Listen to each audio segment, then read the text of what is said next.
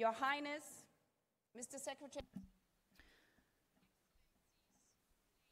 Votre Altesse, Monsieur le Secrétaire général, Mesdames et Messieurs, il y a 30 ans, nous avons appris à Copenhague que le développement social et l'inclusion étaient essentiels pour des sociétés fortes. Aujourd'hui, nous devons faire le dernier pas en avant ici à Doha et faire en sorte de ne laisser personne sur le côté du chemin. Il faut mettre un terme à l'injustice sociale. Il faut garantir la dignité pour toutes et tous. Il faut faire des personnes une priorité. C'est ainsi que Copenhague a ouvert la voie aux ODD, au pacte pour l'avenir. Ces 30 dernières années, nous avons pu voir quelle était notre force en tant que communauté internationale.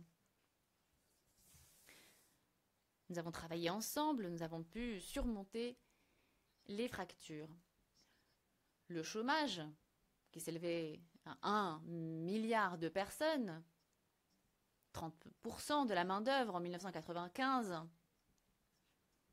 aujourd'hui atteint seulement 5%. La pauvreté extrême est passée de 2 milliards de personnes en 1990, soit un tiers de la population à l'époque, à 800 millions de personnes aujourd'hui. L'accès à l'éducation, à la santé, a augmenté dans toutes les régions. Mais depuis Copenhague, nous voyons aussi que la croissance économique à elle seule ne suffit pas pour extraire les personnes de la pauvreté. Une croissance sans limite, sans contrôle, peut aggraver les fractures et les structures qui sous-tendent cette croissance. Les écoliers font un exercice qui permet d'illustrer ces injustices sociales. Les étudiants se mettent sur la ligne de départ avant de commencer un sprint. Et soudain, l'enseignant les interrompt et leur demande de faire un pas en arrière.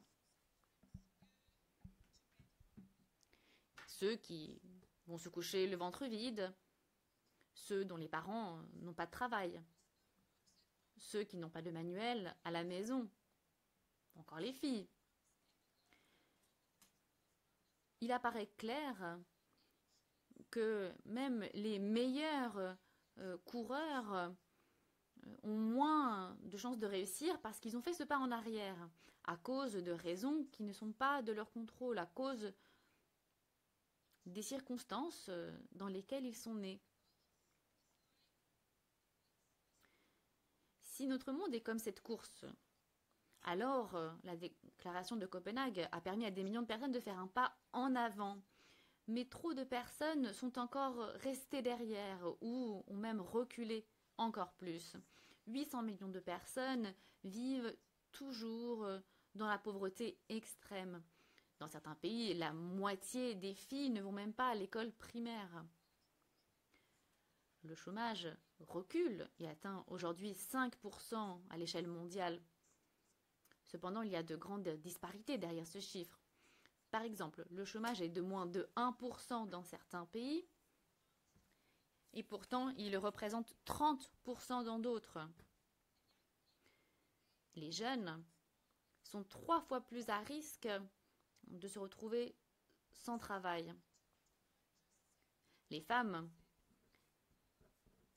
gagnent seuls 78 centimes par rapport aux dollars que gagnent les hommes. C'est pourquoi cette conférence, ce moment, est aussi important. Pour conjuguer nos efforts et pour rendre la vie juste pour tous, quelles que soient les circonstances de la naissance ou quel que soit l'emplacement géographique, s'il s'agit d'une zone prône au conflit ou aux catastrophes naturelles.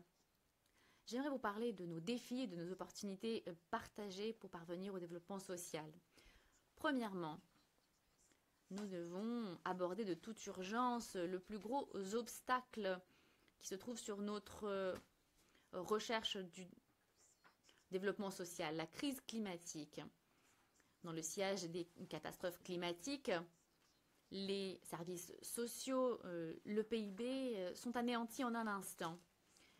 Le ouragan Melissa qui s'est abattu sur les Caraïbes, menaçant des millions de personnes et en détruisant les systèmes sociaux dans son sillage. Ces catastrophes représentent 200 milliards de dollars de pertes, selon certaines estimations, 2,3 000 milliards de coûts seraient associés à ces catastrophes. Il s'agit d'écoles, d'hôpitaux, de moyens de subsistance. Tout ceci détruit en un instant. Nous voyons également de nouveaux épicentres de faim et de pauvreté qui émergent à cause de la crise climatique. Lorsque je me suis rendue dans la région du Sahel, je me tenais sous une chaleur écrasante parmi les pierres, le sable, où il y a 50 ans, on cultivait du coton. Les agriculteurs locaux m'ont expliqué qu'il ne pleuvait plus. Les puits sont vides, les récoltes ont été anéanties. Cela ne concerne pas simplement une famille, un agriculteur, c'est la nouvelle réalité de l'insécurité. La montée des températures alimente les crises dans le monde. Si on continue sur cette lancée, si la planète se réchauffe de plus de 2 degrés, plus de 200 millions de personnes pourraient se retrouver dans l'insécurité alimentaire. C'est une menace pour notre programme de développement social, pas simplement pour l'ODD 2, fin zéro. La faim et la pauvreté sont aussi des moteurs du déplacement. Lorsque les familles sont obligées de partir à cause d'un manque de nourriture, les déplacements à grande échelle accroît les pressions sur les pays voisins, mettent sous pression les ressources, les gouvernements et renforce l'insécurité. Et le cercle vicieux commence. L'insécurité climatique aboutit à la pauvreté, à la faim. La faim et la pauvreté créent le déplacement et les conflits aggravent la faim et la pauvreté. Mais nous pouvons encore réduire nos émissions de CO2. Nous pouvons changer de cap maintenant. Lutter contre la crise climatique, mettre un terme à la faim et à la pauvreté, ce n'est pas simplement un acte de charité. C'est une question de sécurité et de préservation des intérêts de tous les pays. Ce qui m'amène à mon deuxième argument. Ce deuxième sommet mondial pour le développement social nous rappelle que pour aborder ces questions multidimensionnelles, nos solutions, nos programmes doivent être multidimensionnels et interconnectés. La déclaration de Doha et les ODD appellent à des stratégies holistiques, car on ne peut pas lutter contre la faim à elle seule, on ne peut pas aborder uniquement la question de la santé sans parler d'éducation, ou encore l'action climatique sans travail décent. Il ne s'agit pas d'objectifs distincts, de 17 objectifs distincts, mais plutôt d'un cadre intégré. En progressant sur un domaine, nous accélérons le progrès dans d'autres domaines. Il ne s'agit pas de thématiques isolées. Elles soulignent toutes que la sécurité humaine est la base de la sécurité mondiale.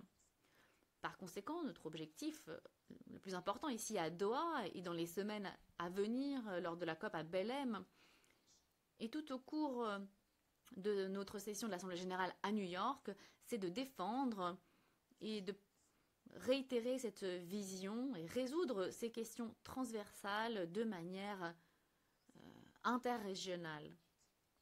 Et ce, à cause de notre monde profondément interconnecté, aucun pays, aucune région ne pourra progresser seul. De l'énergie, de la sécurité énergétique, aux chaînes d'approvisionnement, à la médiation des conflits.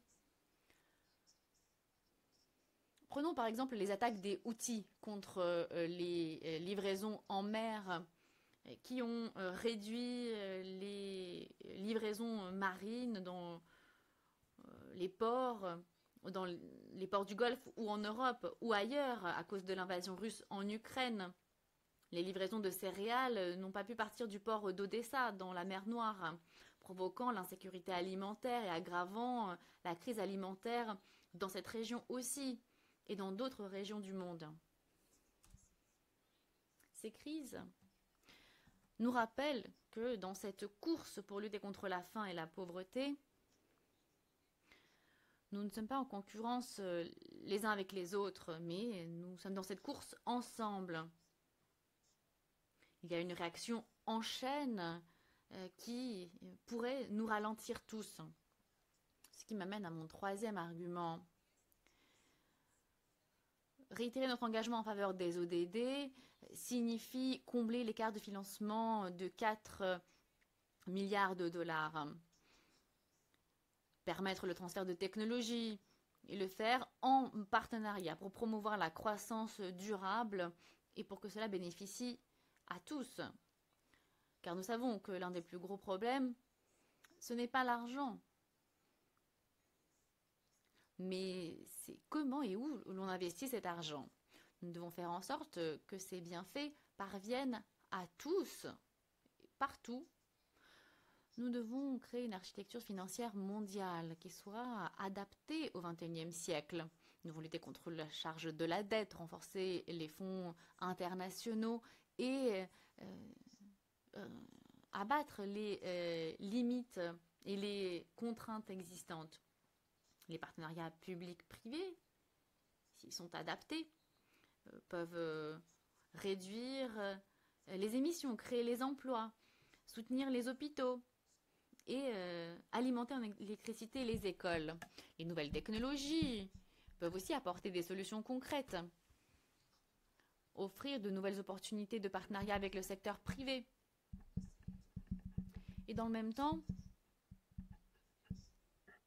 ce sera possible à condition de ne pas répéter les erreurs du passé en mettant en place ces nouvelles solutions. Un exemple, lorsque Apple a lancé sa carte de crédit en 2019, son algorithme octroyait aux hommes une plus large limite qu'aux femmes. Et ce n'était pas une anomalie technologique. Les modèles d'intelligence artificielle qui apprennent de nos sociétés avec des préjugés contre les femmes risquent d'aggraver encore plus ces inégalités. Mais les preuves sont claires. Tout le monde gagne lorsque les femmes contribuent à la conception de ces systèmes. La représentation égale des femmes permettra à la technologie de nous rendre plus forts plutôt que de nous exploiter. Encore une fois, il ne s'agit pas de faire ce qui est bon ou ce qui est juste. Il s'agit de nos propres intérêts pour nous tous. Avoir les femmes et les hommes sur un pied d'égalité à cette ère technologique nous permettra de créer de nouveaux produits plus innovants et d'améliorer leur rentabilité. Les femmes de toutes les régions, y compris des pays en développement et moins développés. Excellences, mesdames et messieurs, nous traversons une période difficile et fragmentée. Appliquer cette déclaration de Doha ensemble, en unité, ne sera pas facile. Mais nous devons nous inspirer de ces étudiants qui se trouvent sur la ligne de départ et nous inspirer des millions de personnes qu'ils représentent. Ils ne renoncent jamais, malgré tous les obstacles. Et nous ne devons pas renoncer non plus.